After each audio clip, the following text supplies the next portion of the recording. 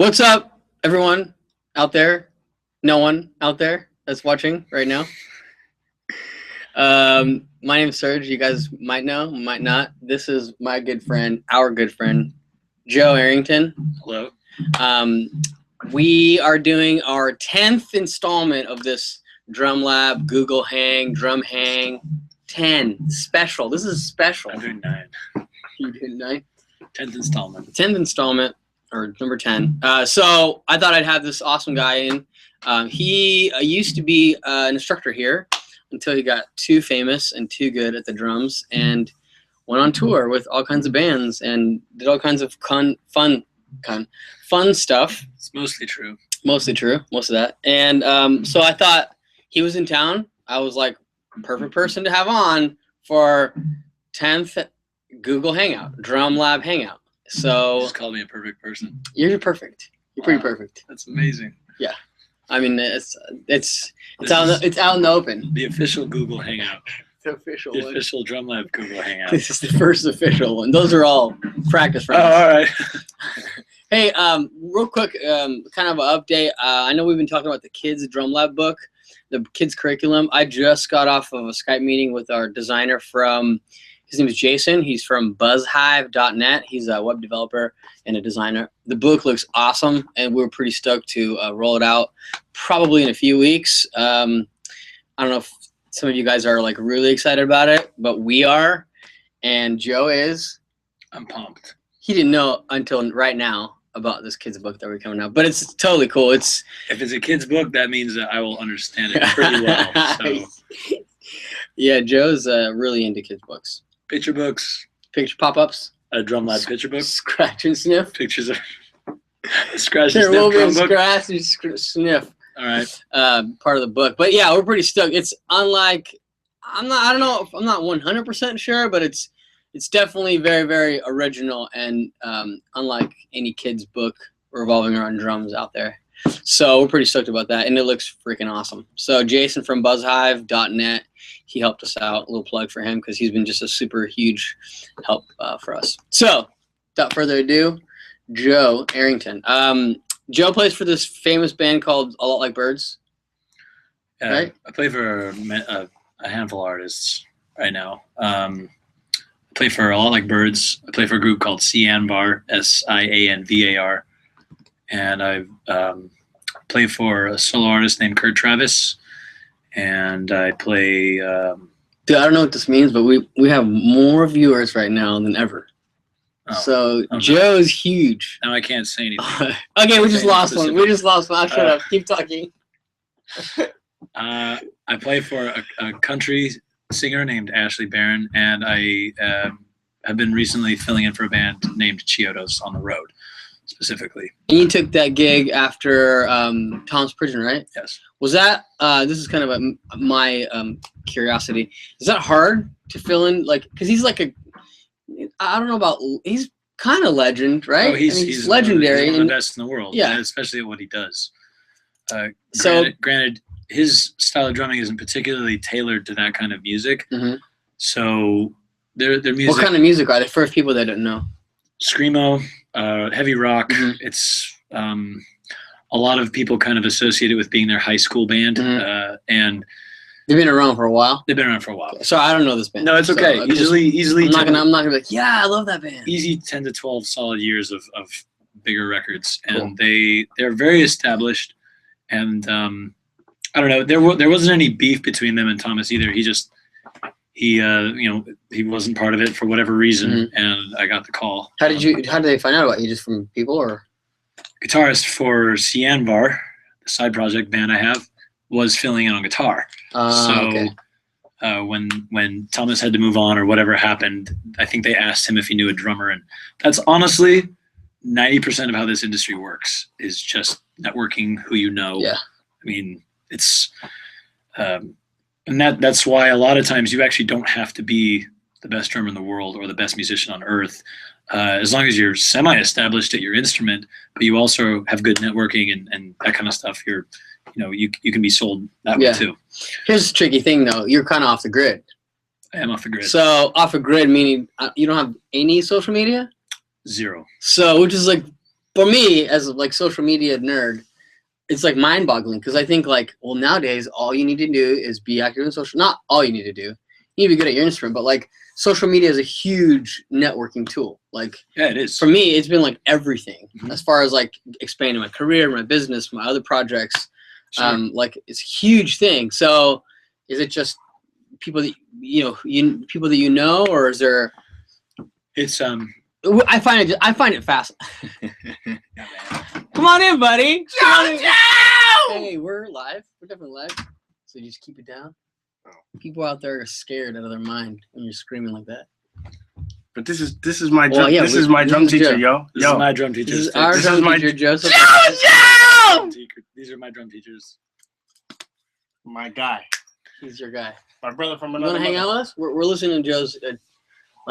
He's catching us up on his life. Look at that. Look at that. Are you been working out or what? Yeah, let me. You want to? Sticks has Let been me just move the working out. camera. You want to show everyone? We just gained a viewer. Sticks, come back. You grabbing a chair? Grab a chair. I'll grab a chair. What I was going to say is the social networking is a huge part of promoting yourself, promoting anything you have these days.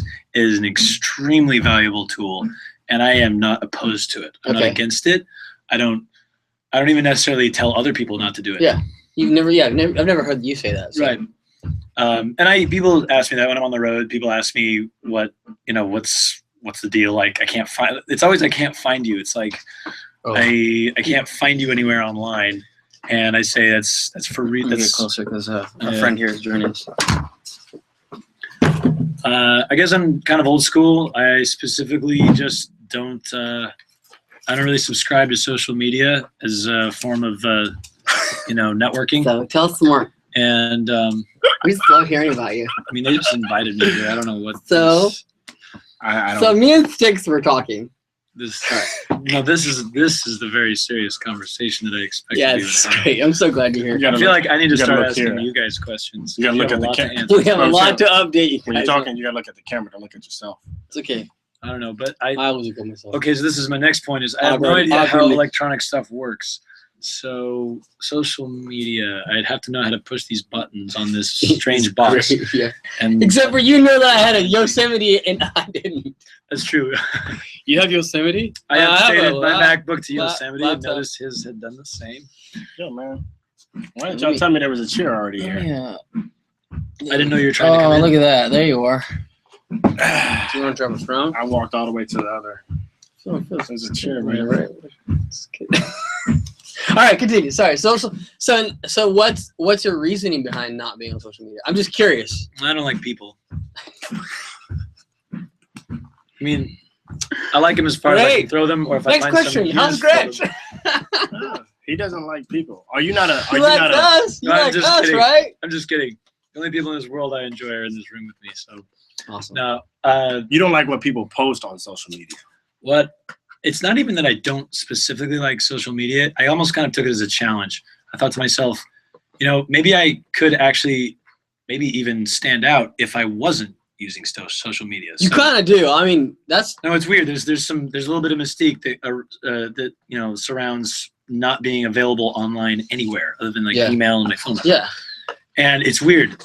I tell this story to everybody who asks.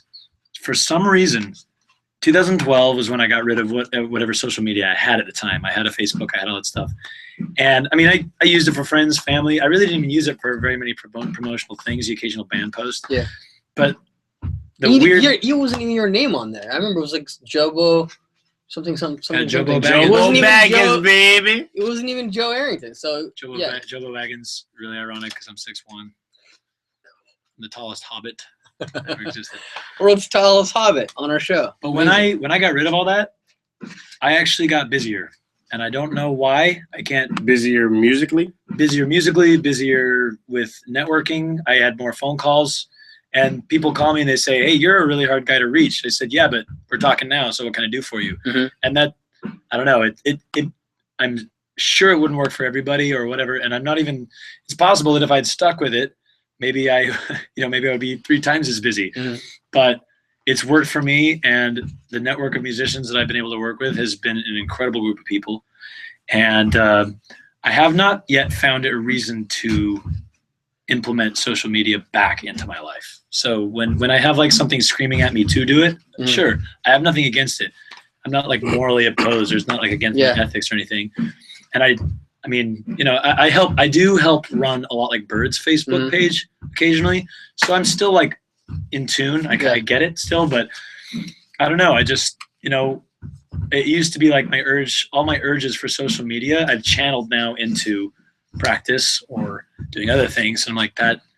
And that's a really healthy thing though. Social media can be so addicting. Even like I know myself, like scrolling or just checking it out for no apparent reason, just to check it out. I just stop myself, like, dude, you have stuff to do, like get off. Right. Well, for two extremely handsome gentlemen like yourselves, social media really works well. Wow. I'm just one guy though. I mean, oh dang. Oh man. Wow. I totally forgot you're here. Yeah. Oh no, actually I was calling sticks two gentlemen. Ow. This is what we do. This is what we do. Welcome to the drum lab. This is how we do in the drum lab. Man, look at that, dude. Oh geez. Camera adds 10 pounds. If it's a muscle show, I should just leave right now. Yeah, we don't do social media. We just do biceps. No, that's actually very. That was very eloquently put.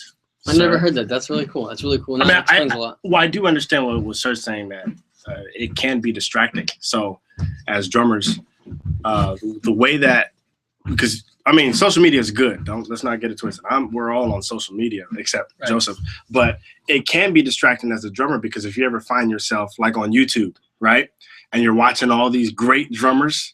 And what happens after you watch a great drummer? There's like 10 more videos that you start scrolling. You're like, cats. I got to see this cat. Oh, I got to see this guy. Literally cats. Not cat, like drummer. Like literally cats. No, but you start to watch his cat videos. You start to watch these videos, and what happens is you lose 30 minutes to an hour where you could have been getting better, but instead you're just sitting there all like, now don't get it twisted. You need to watch these drummers so that you can get some ideas.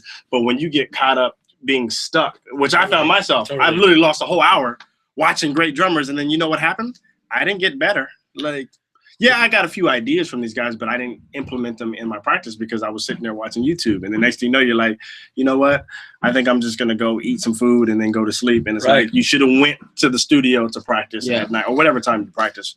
And so sometimes I've done it even before coming to work, where it's like I have an hour to maybe do some pad.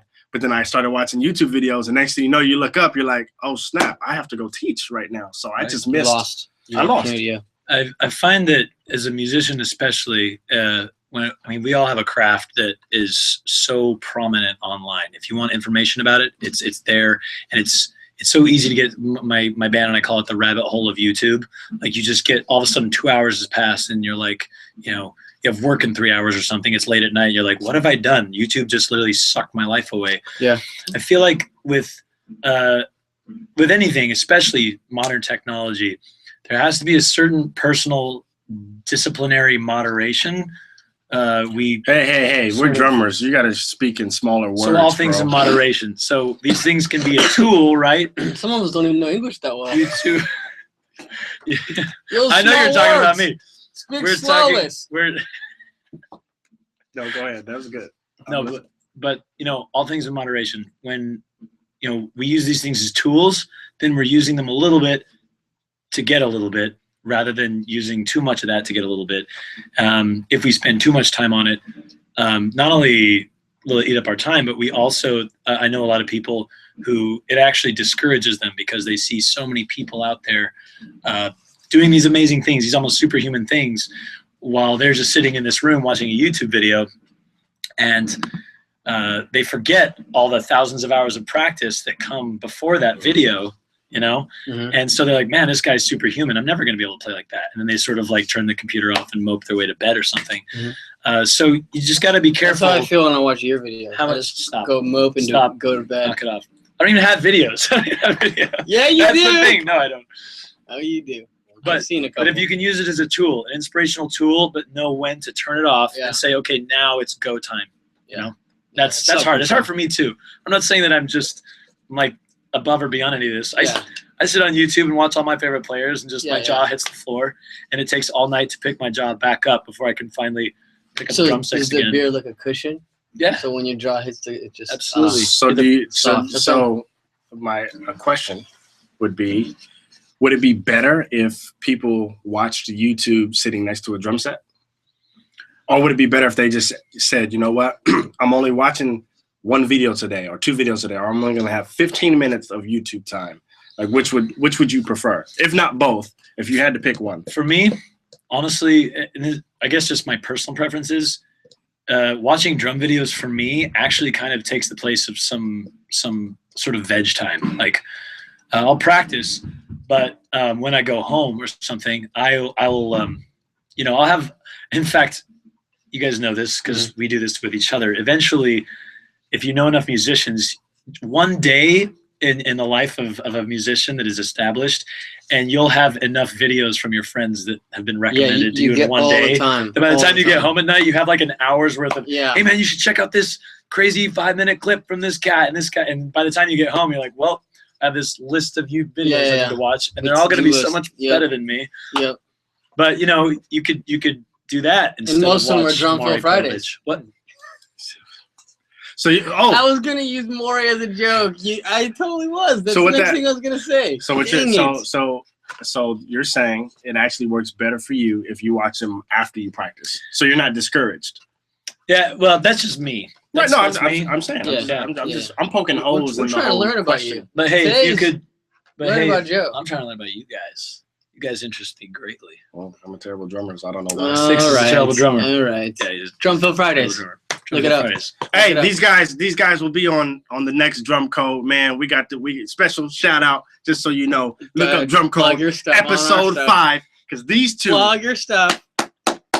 Hey, he started it. He said Drum Fill Friday, so No, we will be on the show. Those two. Are we on the show or what? Yeah, segment. Yeah, no, it's gonna be. It's gonna be all that. Boom. This is Snowflake and Great White.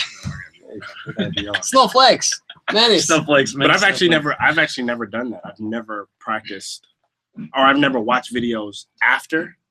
And I'm actually gonna take that into consideration. I think I'm gonna do that. I always watch it before to kind of get motivated, but then like I said, I lose track of time. So then I have to tell myself, stop watching YouTube and go practice. I don't have that problem. I usually in a frantic running here for 15 minutes of time to practice. So I don't look at YouTube videos. Well, you're VIP, man. No, I'm not. I don't do it every day. I don't look. I wait until I have like an itch, kind of a moment where I'm like, I need something to just blow my mind. Yeah. And sometimes I have the same videos to look at that some of them I've even been following since I was very young. Just there are some videos of bands and certain drummers and solos that will stand the test of time for me. And sometimes I'm in the mood to just literally. That's the amazing thing about the internet. And this is on the better side of things, and on the positive side of things, is you can literally just click that random YouTube video on the sidebar, and you will probably come across a drummer you've never heard of before who is just killing it. And it's equally as it's bittersweet because it's awesome, and you're like, yes, inspirational, and you're like, wow, there's millions of drummers out there just shredding right now. But now it's your time to shred. Now it's your time to sit. No. My question would be my next question. Dang, man. Oh, did they have questions? My bad. No one's asking questions. Oh, okay, well. We can type our own questions. I'm just coming in. Maybe I'm not looking at the right screen. We gained a viewer because I said I have a question. Go ahead. So, far away, sir. My question for you with the YouTube videos, when you practice, do you practice exactly what you see, note for note, verbatim? Or do you still have your own regiment to where you're like, I'm just watching this, kind of get inspired, but I got my own stuff I'm working on? Something I admire about you when you and I rap about drums and we talk music and whatnot. Talk shop. Yeah, when we talk shop, Serge's language. I don't know. It's from the shops, the Russian shops. But when I talk to you about it, you have this massive catalog of drummers that you you don't hold them as superhuman, but you definitely know their styles, and you can literally listen to certain licks and fills and things and say like, oh, that sounds like so and so. That sounds like so and so. I could do that with some drummers, but not nearly as many as you. And I think that's a good tool to be able to understand people's style. And I think a story I heard about Steve Smith when he did a clinic tour with Johnny Rabb, and Johnny Rabb's freehanded, freehand thing. Well, Steve Smith I think he's kind of renowned for this, and I could be butchering this, but the story is that he went on a clinic tour with Johnny Rabb, and by the end of the tour, he had already nailed Johnny Rabb's feel and his and Johnny Rabb is an incredible player. Yeah. And that's not easy to do for any player of that caliber. So he's just like, so Steve Smith just had his techniques down by the end of that clinic tour. And that's impressive. Yeah. But it's important to look at other drummers and be like, well, I mean, analyze what they're doing.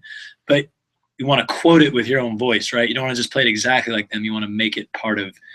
So when I look at drum videos, I'll kind of more absorb a stylistic thing. Mm-hmm. I probably should learn more licks and grooves note for note. That would probably benefit me more.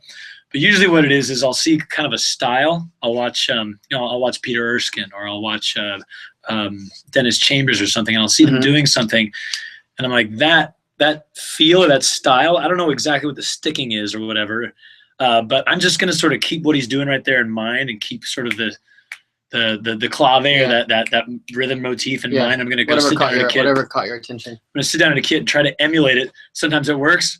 Most of the time it doesn't. But well, I think that's the beauty of because then you come out with an original thing that's part of you. I had a buddy of mine. His name is Dan Bailey. He told me something. We had a lunch like maybe half a year ago. Where'd you guys eat?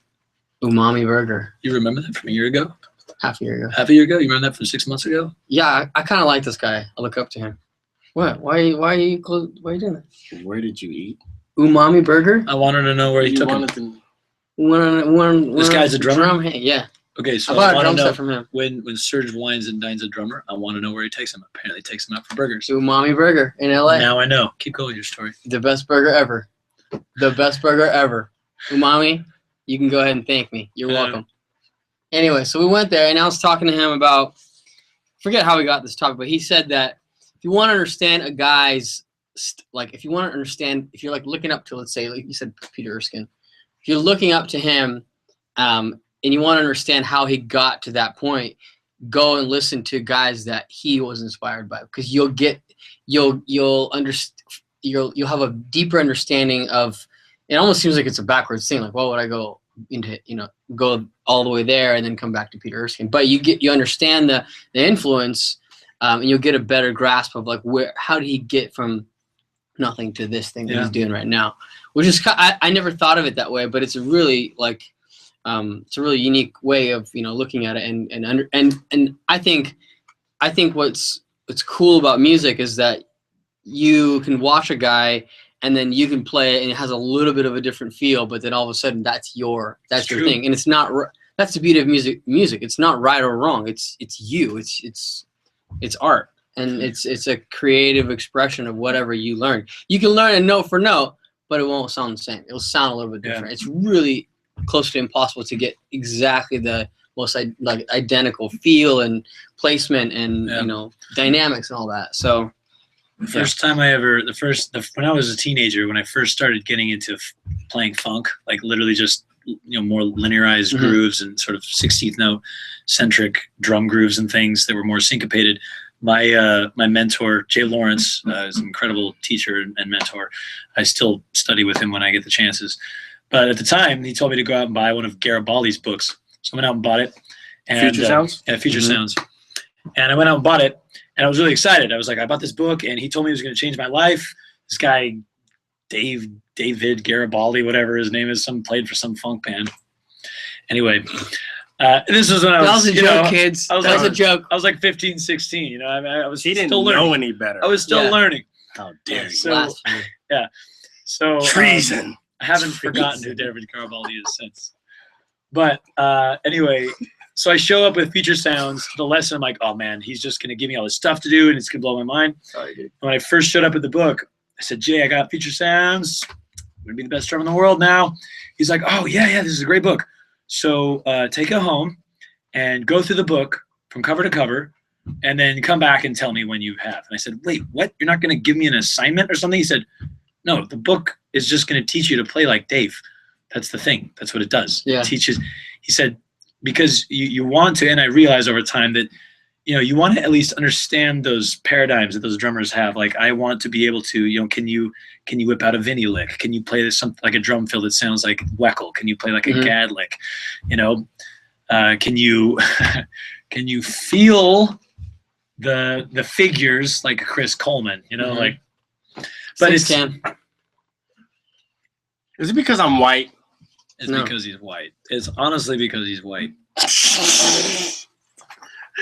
Go ahead and finish. I actually have another question. I think that the people will want to know, but go ahead and People finish. know. So I think it's important. Already know. History is important for anything. Any artistic thing, history is a big part of it because the hierarchy of styles and stylistic things are built on that history. So knowing your history, it's not because any of them are better or more superhuman or whatever. It's just, it's important to be able to sort of know how to groove like Gad, or know how to play like so-and-so, or know how to pull out a fill like this, or can you swing like, can you comp like Elvin Jones, or can you at least emulate that style? You can't comp like Elvin Jones. Oh, well, I thought it was pretty common. So the question I have, is that another viewer? No, it's my Skype accidentally open. Okay. Oh, geez. So the question I would have for both of you, you go down the list. Since you mentioned that the guy told you, hey, if you want to learn Peter Erskine's style, actually try to find some stuff that he was inspired by. Find those people. You know what I mean? That's what you said that the guy told you. And then you're saying, know the history and all that. So the people that look up to you guys, the people that say, hey, man, Joe, oh, my gosh, or Serge, oh, my goodness.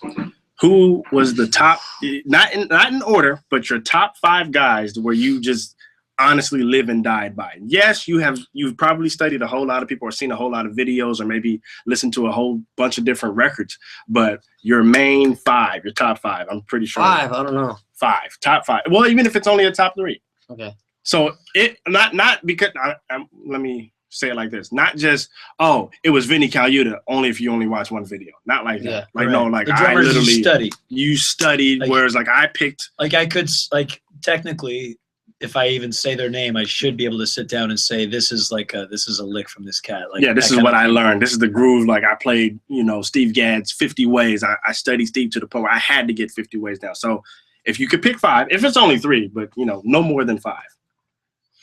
We'll start with Joe. We'll start with Joe since it's about Joe. Top 5. 5.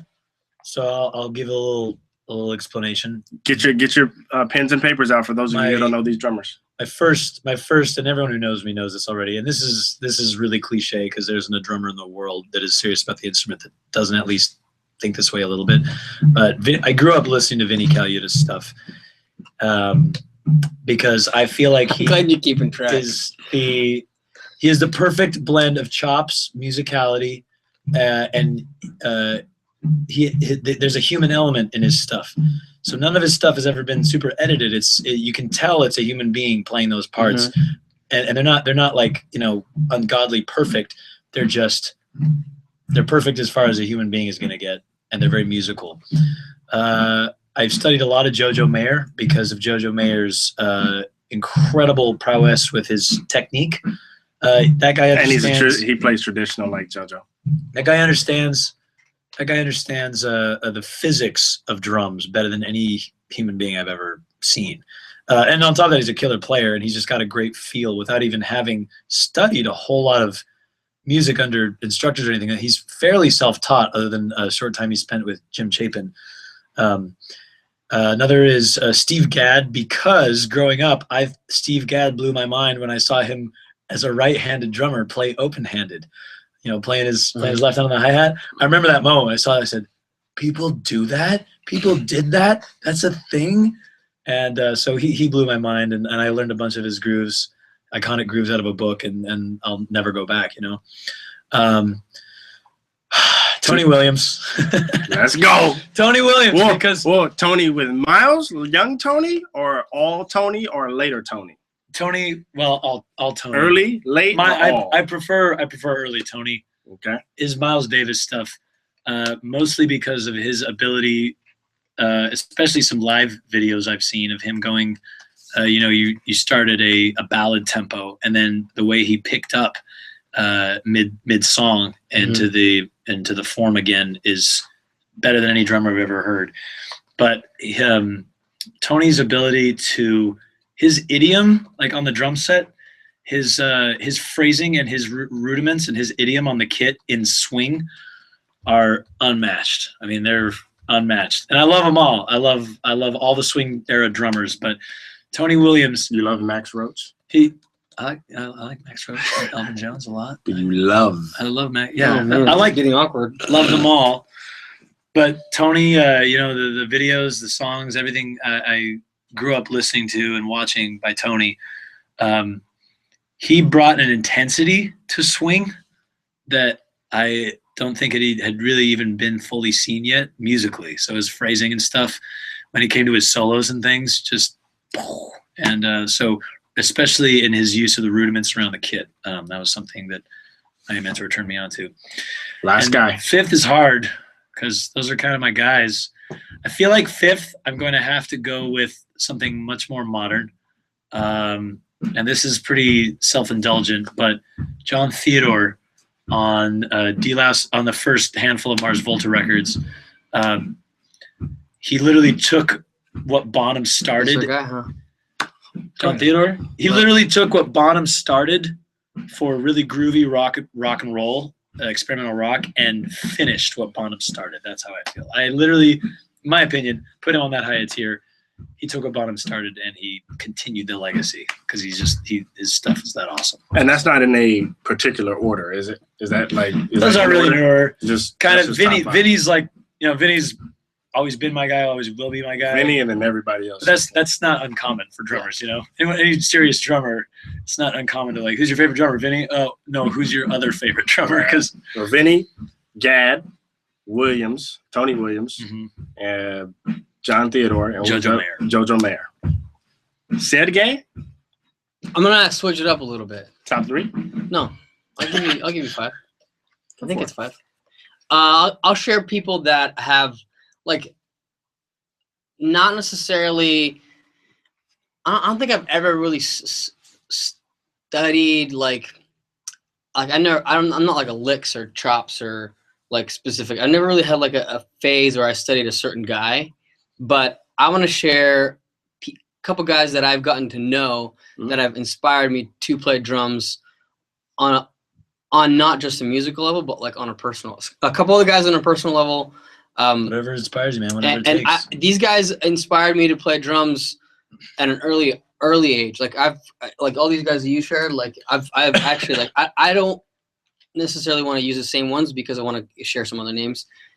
That's one reason. The other reason is because these guys were like, well, when I was younger, a couple of them when I was younger, they inspired me to pursue drums. To like, you know, it's not a very common thing in my family, and no one in my family is a professional musician or a lot of musicians, but no one's a professional. And they inspired me to play drums. The first guy and kind of the reason why I'm even here is Mike Johnston. He was my first drum teacher. Nice. He taught me how to read music, how to play drums, how to teach drums, how to market myself, how to do everything. So it was like 6 months into my playing drums, my drumming journey that I came across him and took lessons with him for like 10 years. And you can't imagine a better mentor out there. Yeah, he definitely changed, and helped me a lot in my drumming and my personal approach to the instrument, to life, to a lot of things. So that's probably that is my number one. Okay.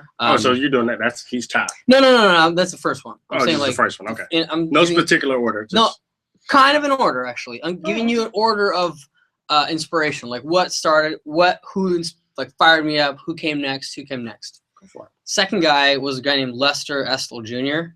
He's plays for a few artists. I think plays for Kelly Clarkson right now. He used to be in a band called Pillar. That's when I was like, he's a beast drummer, and he's one of the coolest guys. Like he could have like, at the time when I met him, he could have like made it or wrecked it for me, because I looked up to this guy so much as a drummer. I was like 13, 14. No, I was a little older. I was like 17. And I met him at a show. He's the only guy and the only person that I've ever like kept memorabilia from. He signed a drum head for me once. It's the only thing that I ever had signed. And I'm not a big have things signed personally. I honestly could care less. But because I looked up to him so much and he was such a nice guy, I actually asked him to sign. I helped him change a drum head on a floor tom after a show. The coolest guy. I still stay in touch with him to this day. when he comes through town. I chat with him, and it's just been a huge inspiration to start from being inspired by him as a kid to now not be a peer as in like in skill level, but be like when we talk shop, we talk drums, we talk like career, like friends. We're friends, yeah. Like, and it's such a mind-boggling thing to me that like that's crazy. He was some guy that was like, what he did was unattainable for me. It was like, wow, I'll never be that. I'll never tour. I'll never I just will play drums just for fun. And then, 10 years down the road, or 15 years down the road now, I've toured and I've done not all the same things, obviously not on the same level, but to call him like a peer, still influenced and still inspired, but it's just really cool feeling. And the fact that he was so cool. I think a lot of times when you meet a legend or meet someone that you're inspired by and they're a total jerk to you, it almost like maybe doesn't kill the inspiration, but it kind of like it can. And you never know if it will or won't until you experience it. But you have a different approach, a different feeling after that. Third guy is Benny Grubb. I got to hang out with him a little bit when he was hanging out with Mike at MikeSlessons.com. I'm crazy inspired by that guy's business approach to drums, the way he wrote his book, the way he plays, the way everything. I mean, like I looked up to how he held his sticks, to how he hit his cymbals, and like for a moment of time that was like I couldn't believe like this guy exists, and I like follow a lot of his stuff, and like I work out of his book to this day. And he was a huge inspiration to me as far as just he's an educator, and at the time I was an educator already, and just really inspired by his everything. There's one guy before Benny. I went out of order. A guy that I mentioned, Dan Bailey. I saw him play. So that's 4, right? That's 4, yeah. Okay. I think I might only have 4. But a guy named Dan Bailey. I was just really inspired by his feel and his approach to playing. It wasn't so much like a specific thing he did. It was just I just thought this guy was just such a dope drummer, and like I watched a ton of videos. He filled in for like One Republic on a half of a tour, and he's played for Phil Wickham, a couple different artists. He's just a touring drummer, but he's kind of, I love his approach. I'm more inspired by his approach now to drumming than I used to be, because his approach, I used to kind of, when I would ask him these questions, he's like kind of almost like I would say childish questions now. Like the answers he gave me only make sense now, like 10 years, not 10, maybe 6 years down the road. My years are way off today. I'm like 10, no 15, 6, no 10. But like the answers that he gave me, like what? I said he teaches. Unfortunately. So the answers that he gave me 5 or 6 years ago only really make sense now, as I've been like more seasoned player, and I seek out more of his like inspiration, and like went to lunch, and like I like the guy's approach to drumming and music, and he's I would call him more musician than drummer. He's incredibly musical.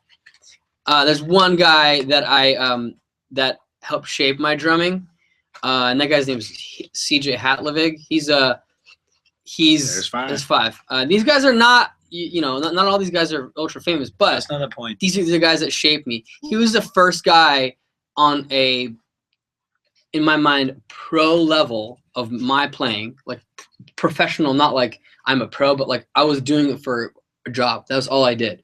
He looked at me, and I played for him. He's a worship leader at a church here, but he's an incredibly gifted drummer. His pocket and his feel, some of the best I've ever heard, like experience, like firsthand. He's the first guy that told me, dude, your pocket sucks. Your drumming sucks. And I was like, what? I drum for everyone, and I own the school and this and that. And he was like, your feel sucks, and you need to go back to playing do click, and you're back to playing 4 on the floor at 80 BPMs, and figure out what's going on with your limbs, because nothing's locking in, and you're rushing, and you're this and you're that. But he meant that from the most genuine. He's one of my closest friends to this day. he meant that from the most genuine, like honest, straightforward, like part of him. He was just trying to help me. Right. He's the first guy that was honest with me and told me like, dude, you're kind of whack. And it was constructive criticism. Oh, it was incredibly constructive. And then 2 years down the road, I played for him again, and he was like really stoked on my progress, and I'm playing with him actually this next weekend. So, nice. For those of you who are just tuning in, you're wondering why I'm holding up my hand for 5. We're going down the list of just their top 5 inspirations as far as drummers go. So that's what this is for. I'm just keeping track. If you're just tuning in, so you're 5. Quick recap. No, Joe, name your 5. Oh, Vinny, Gad, JoJo Mayer. I guess I said it. I should say, unfortunately, there may be some young people who are watching this who don't know. Say the full name. But their attention span is this big, so maybe one word answer would be better. Vinny Colaiuta, Steve Gadd, Tony Williams, JoJo Mayer, and what else did I say? John Theodore. John Theodore. Yeah. John Theodore. And then Surge's 5. Mike Johnston, Lester Estler Jr., Dan Bailey, Benny Greb, and CJ Hatlevic. And that I asked him that question because we got into this conversation. If you go back and watch this video from the beginning, basically about watching too much YouTube videos, and so then I asked him, so who did you watch? Who did you really like sit and just study? Like, man, I gotta play like this cat. And of course, the list, as they both have already said earlier, the list is really like 100 drummers, but the top 5 meaning your main 5 guys. Like, these are my guys.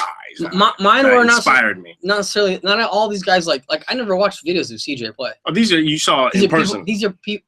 Yeah, a little bit. But these are people that people inspire you. That shape me. And in some cases it was on a personal level. In some cases it was just straight drumming. Yeah, that's good. What time did you guys start? 8 o'clock. It's 45 minutes, yo. So go ahead. And there's still people watching, yo. Watching. It's not about me. It's if you want to know my top 5, I do. Joseph Arrington, Jobo Baggins, Joby-Wan Kenobi, JoJo, and Jay Jonah. This man right here. Thanks for watching, guys. See you later. JoJo's Come on, you can't give us 5. You gotta give us 5. It's 45 minutes. It's okay. That came for him. Rapid fire. 5. I don't have 5. 2. Okay. I have a lot. Dude, 45 minutes. Okay. All right. I won't go into. I didn't even give you famous drummers. You can give me like. I know, but I'm saying people from your family. Okay, Lloyd. Look. So, man, it's about Joe. I'll give you the short version. When I've been playing drums since I was 2, so when I first started, I'll go with that. The famous drummers. When I got serious, that's another 5. Well, one of them's from both. But okay, quickly. My first inspiration of drums was my cousin. My cousin, his name is Ron Barrow. When I was 3 years old, seeing him play every service on Sunday, I was like, I get RB Jr., you know who you are. So that was my first inspiration. My first drum teacher was Floyd Kennedy at the age of 6. I took lessons with him for 5 years. Floyd Kennedy. Then I met Larry Animal Belton Jr. Larry Belton Jr., call him Animal, that cat, beast. He introduced me to Stefan Spider the Bose. These are all people locally. Like, you probably won't know these guys. You might know Larry Animal Belton. He has a YouTube channel. Spider, not sure if he has a lot of YouTube videos out there. And then most of our followers are from Japan, so yeah, probably. Okay. Well, then the 5th one everybody should know, if you don't know, was Eric Moore. Stefan and Larry introduced me to Eric Moore, and he's just a cool cat because he lived 45 minutes from my city. So that cat is cool. He's the one that would, as far as famous drummers go. So once I started to take it serious, he's the one that's on both sides. So that first inspiration is people you've never heard of or don't know about. So that's just in my local city. Everyone except for your cousin. But you guys live here. So can I meet your cousin? I really want to meet him now. He's the root of Sticks. Now the top 5, when I decided to take the drums serious and actually make it a profession, it is currently Tony. Well, actually, let me go back, because when I was 6 years old, I saw Tony Royster. Put a finger out. I saw Tony Royster Jr.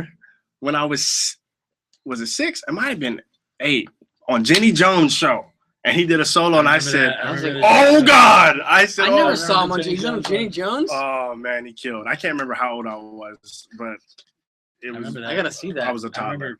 remember Jenny Jones. Yeah, so he was on Jenny I Jones remember show. the show. But I didn't watch a lot of him. I did get his Common Ground VHS tape, but that was kind of it. When I got older, I really was like, okay, I'm really gonna follow this guy. Like, I'm really gonna. Right. So as far as famous drummers go, Tony Royster. I'll do the counting. You already did that. He has Tony to do it. Royster Jr. He can't not. He can't. I know. He's Tony killing Royster him. Jr. Ronald Bruner Jr. That's 2? That's 2. Okay. Thomas Pridgeon, Chris Coleman, and that 5th slot right. No, that 5th. Come on! Okay, Eric Moore. Eric Moore for sure, because he was on the but then also but Benny Greb. So it's it's really like 5, right. 6, yo. Benny Greb. Sticks is 5. 5, Looks 6. more like this. Because Benny. Yeah, Sticks is 5. Man, I study a lot of drummers, man. I mean, there's drummers you ain't heard of. People that go to church, just church drummer. No, Benny Greb, Gurgle, how do you say it? Gurgle Balai? Giorgio. Is it Giorgio? I thought it was Gurgle. Maybe. Well, I don't know how to pronounce his name. He's an He's incredible drummer. Yeah, he's on the Mino. He's an incredible drummer. I watch everybody. Ramon Sampson, Jerome Flood Jr. Oh no, he's not Jr. Jerome Flood the second. Just if you would like to know Sticks' inspiration, just go to drummerworld.com. Lil Mike Mitchell. From A to I Z. watch a lot of people, bro. Scroll down. Any drummer that's Jack DeJohnette. Oh, Come Jack on, DeJohnette. Jack. No one comps with their left foot like Jack DeJohnette. That guy is the Yo, sickest. like Jack. Come on. Yeah, man. I have a story Dave about- Weckl. I have a story about Jack DeJohnette. This is a good story. All right, go for We it. are going I'm on. gonna wrap it up almost, with this. It's Oh well, we can just finish. No, I want to hear it. Okay. Jack. So I knew a guy for a while who was a customer at a local music store, and I didn't know him personally, and I forgot his name. However, he stood by this story, and I had no reason not to believe him. It was too weird not to. When he was very young, I think the story is he was caught stealing something from someone's. Jack DeJohnette? No.